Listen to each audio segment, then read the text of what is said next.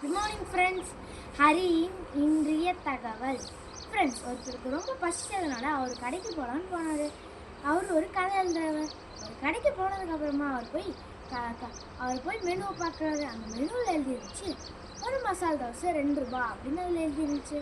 அவர் அந்த மசால் தோசையை வாங்கிட்டு அவர் சாப்பிட்டதுக்கப்புறமா அந்த கடைக்காரர்கிட்ட போய் நிற்கிறாரு. அதுக்கப்புறமா அந்த கடைக்காரர் கேட்குறாரு, எங்கேயும் சாப்பிட்டதுக்கான காசு கொடுக்காம நீ வீட்டுக்கு போயிருவியா அப்படின்னு அவர் கேட்குறாரு. அதுக்கு அந்த சாப்பிட்டவரும் தன்னோட பேண்ட் பாக்கெட்டில் நல்லா கையை விட்டு தேடுறாரு.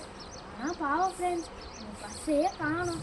அதுக்கப்புறமா அவர் அந்த கடைக்காரர்கிட்ட சொல்கிறாரு, மன்னிச்சிருப்போம், அந்த பர்ஸில் காணும். நான் எனக்கு வரும்போது அதை எடுத்துகிட்டு வந்தேன், ஆனால் இப்போ யார் எடுத்தாங்கன்னு தெரியல. நான் போய் இப்போ நீ ஒரு நிமிஷம் எனக்கு டைம் கொடுத்தீங்கன்னா கூட நான் சீக்கிரமாக போய் என் பர்ஸை தேடி கண்டுபிடிச்சிடுவேன் அப்படின்னு அவர் சொல்கிறாரு.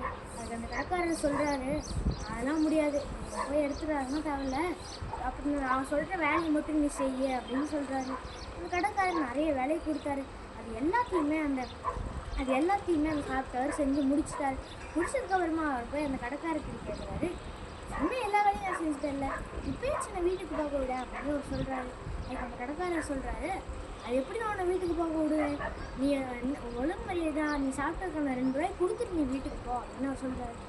அதான் முதல்ல சொன்னேன்ல, என்கிட்ட பர்ஸ் இல்லை, இப்போ பர்ஸு இல்லை தான், நான் போய் நீ எனக்கு 2 நிமிஷம் டைம் கொடுத்தீங்கன்னா கூட நான் போய் அதை எடுத்து வந்துடுவேன் அப்படின்னு அவர் சொல்கிறாரு.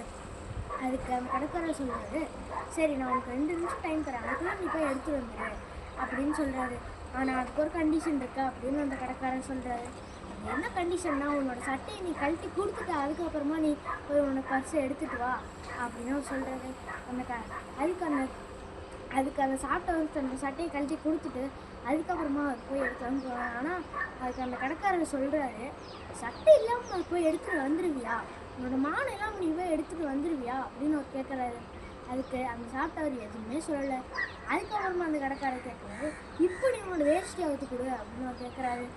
அதுக்கு அந்த சாப்பிட்டவர் ரொம்ப சோகமாயிட்டு அவர் அதையும் அவுக்கலான்னு போகும்போது திடீர்னு ஒருத்தர் அந்த கடைக்குள்ளே என்ட்ரி கொடுத்து அவர் சொல்கிறாரு, எவ்வளோயா காசு வேணும், நீக்கு வேட்டி அவுக்காது, நீங்கள் எவ்வளோயா காசு வேணும் அப்படின்னு சொல்லிட்டு அந்த கடைக்காரர் இப்படி கேட்குறாரு. அதுக்கு அந்த கடைக்காரர் 2 ரூபான்னு சொன்னார்.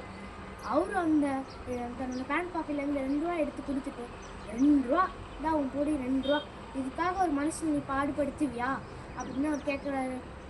அதுக்கு கடைக்காரர் எதுவுமே சொல்லலை.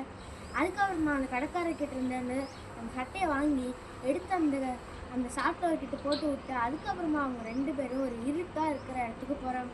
போனதுக்கப்புறமா அவர் தன்னோட பாக்கெட்டில் இருந்து நிறைய பர்ஸ் எடுத்து கேட்குறாரு, அப்பா அவங்க இதில் இந்த 3 பர்ஸில் எது உன்னோட பர்ஸு அப்படின்னு அவர் கேட்குறாரு.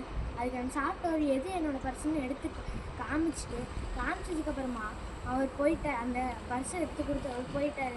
போனதுக்கப்புறமா அந்த சாப்பிட்டவர் யோசிக்கிறாரு, இதையுமே அந்த கதையில் எழுதிக்கலாமா, ஆனால் இவரோட பேர் நமக்கு தெரியலையே, இவர் வேறு இப்போ போயிட்டாரு, எப்படி நம்ம இவர் பேரை தெரிஞ்சுக்கிறது, வேலை இவருக்கு பேருன்னு வந்துச்சுன்னா அது கண்டிப்பாக கருணை அருண் இந்த பேராக தான் இருக்கும் அப்படின்னு அவர் சொல்கிறாரு. Thank you friends. டெய்லி என்னோட வீடியோவை பாருங்கள், இந்த வீடியோவுக்கு சப்ஸ்கிரைப் பண்ணுங்கள், லைக் பண்ணுங்கள், கமெண்ட் பண்ணுங்கள், ஷேர் பண்ணுங்கள். Thank you friends.